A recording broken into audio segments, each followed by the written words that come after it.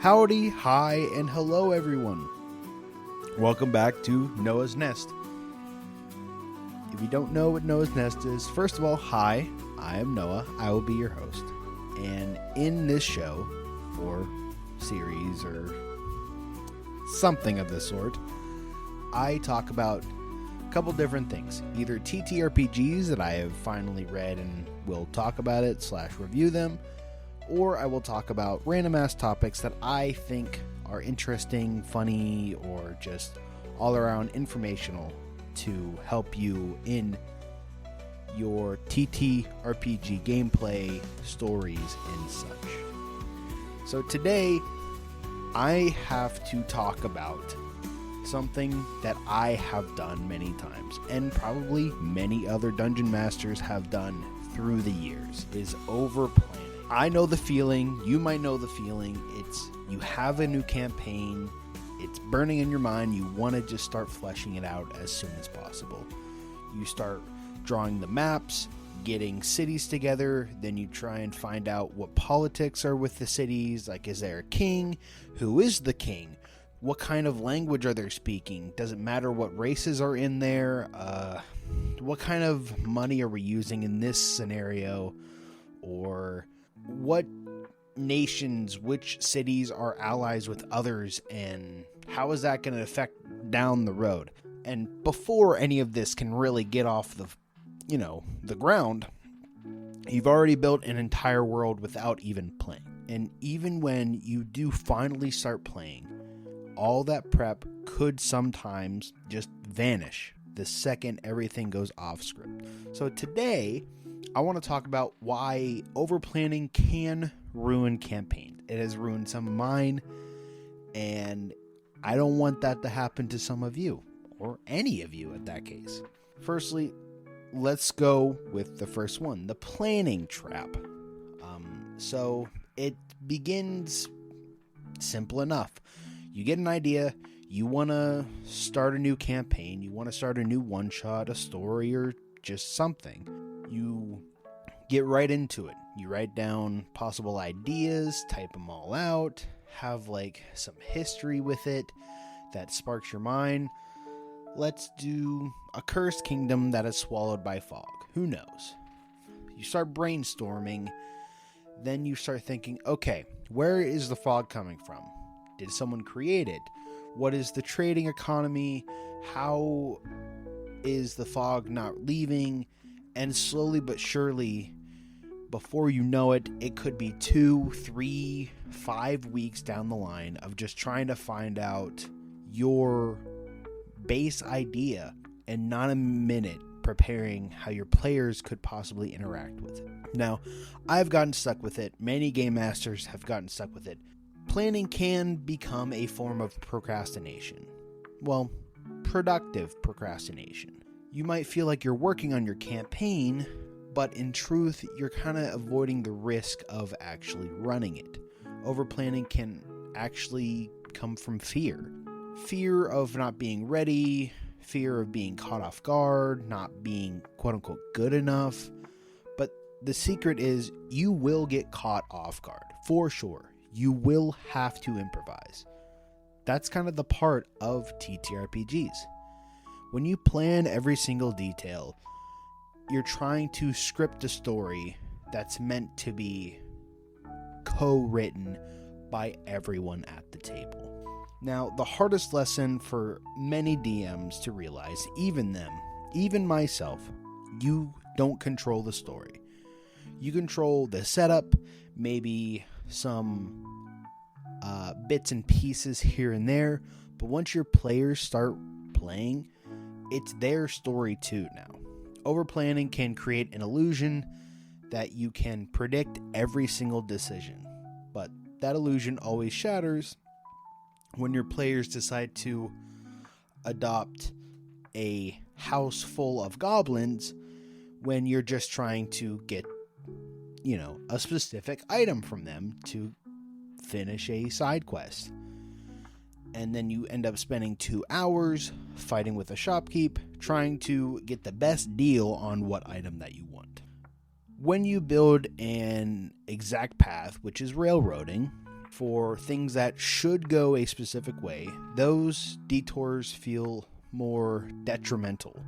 Suddenly you're frustrated, scrambling to get back on your own plot, and they can obviously feel that. They can feel the push and pull, the tugging, everything. But when you build flexibility with your plans, even detours become an opportunity. The best campaigns aren't perfect scripts, obviously. They're shared experiences that grow in directions you don't plan for, but you can still love them anyway. Now, overplanning doesn't just stall creativity, it drains it. This is the burnout. When you pour endless time into world building without payoff, you start to burn out before the campaign even begins. I have this right now. I'm building scripts for a story that I want to do, and I'm back on my burnout because I just got done with 2 scripts out of the 10 that I need. But you spend so long prepping for the first session or the 5th one, 7th, 10th, who knows? When it finally comes around, you feel more anxious than excited. Mid-campaigns, that pressure multiplies. You feel the need that you need to keep up with your world-building standards. You start prepping for every possible scenario, terrified that your players might wander somewhere else that might be unfinished. Suddenly, the game that's supposed to be fun feels more like homework. And I get that completely. Here's the truth. Your players will never see 80% of your notes. On the off chance, they'll never see 70% of your notes. They will never meet half of the NPCs if you decide to create all of them. They will never visit most towns, and they will never read the 2-page prophecies that you happen to write. And that is okay. The campaign doesn't need to be complete. It just needs to be alive enough to feel real right now. Let's play a little devil's advocate. Now let's flip the perspective. Some players, for your player side, overplanning can sometimes feel like railroading, like I said earlier. When the world is so carefully constructed and it's unintentionally limiting the player's freedom.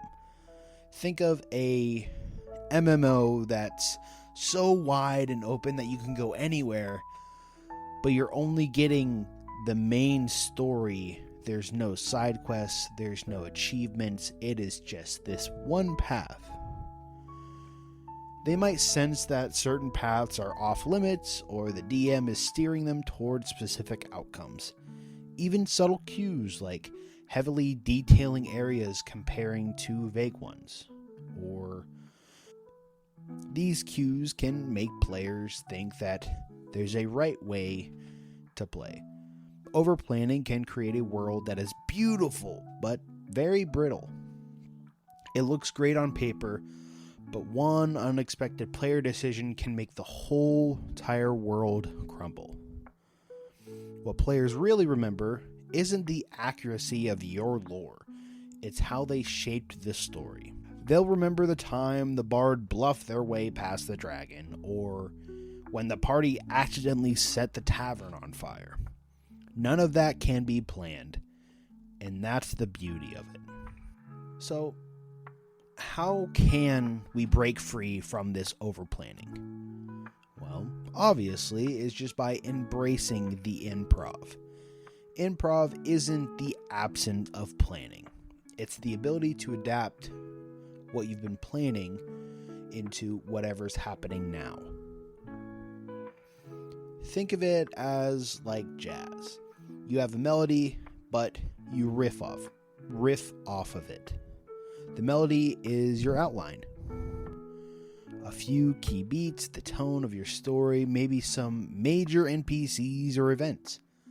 But you let the players add the rhythm, the flow, and the nice old riffs, along with the surprises. Some more comfortable you may become with improvising, the less you'll fear about being unprepared. You'll start to trust yourself, your instincts, and your players to create the whole story together. And honestly, those moments, the improv ones, are almost always the ones the players talk about for years. So how much prep is enough? So if overplanning is bad, how much prep is enough? A good rule of thumb is plan the concepts, not the overall conclusions. Now, you don't have to take my word for it, but here's some suggestions. For each session, aim for a handful of interesting NPCs with simple motives, maybe just a goblin that just hates people, or the barkeep that's just trying to keep the whole tavern alive from going bankrupt. Next, 2 or 3 locations or scenes that doesn't have to be the town as a whole. Then you have to go to the villain's lair and then an underground cavern. No, it could be you're in a town. First scene can just be the blacksmith. Next one can be the tavern. And the next one is just walking from place to place. Another one is a central conflict or mystery to drive action. Now, this isn't implying that it has to be massive. It can just be, there's something simple that needs to happen, but the party has been split. We need to get to this ball for some reason, but the party is split and we have to exchange information before we can get there. And the last one is one twist or complication you can drop when things start to slow down.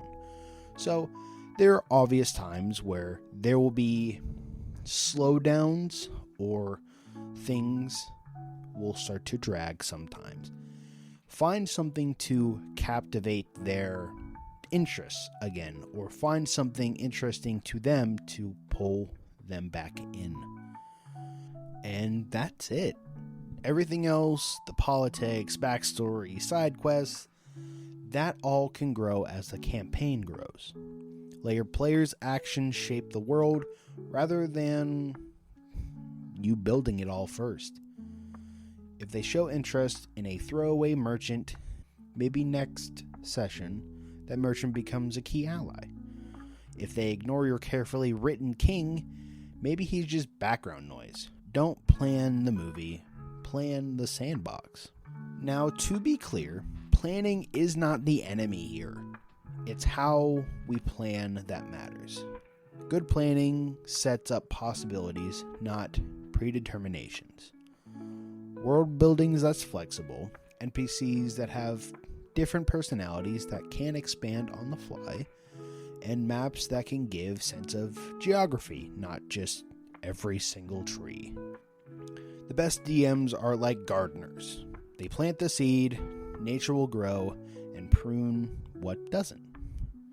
Your prep should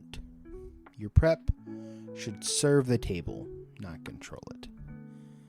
And all at the end of the day, letting go of overplanning is about trust.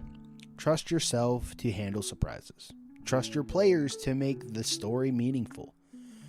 And trust the process of the chaotic, unpredictable process of collaborative storytelling. When you stop trying to make your campaign perfect, you start making it actually alive. The cracks in your planning let in light. The unexpected decisions, the derailed plots, the unplanned friendships between NPCs or enemies. Those moments are why we play. Every campaign is going to be messy. Every session has moments that can go off the rails. But if everyone laughs, gasps, and has fun, that's a story worth telling. And that's it for this episode.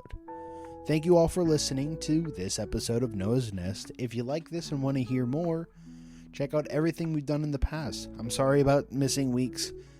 We just got back from a trip visiting my lovely girlfriend's family, but actually I proposed last week, and surprisingly she said yes. So I had to take last week off, but I will be getting married at some point. Don't know when. Plans will happen. Just like this, I'm gonna go with the flow. I probably shouldn't. But we have social media. We have TikTok, Instagram, Facebook, YouTube, and all that jazz at Creatures and Cantrips. If you like this, share it to a friend, like it, share, rate us 5 stars. It really helps us, and it lets me know that I'm doing something right. Thank you all for listening. I appreciate everything that you guys do for me. The last thing I'll say is see you, love you, miss you. Bye, guys.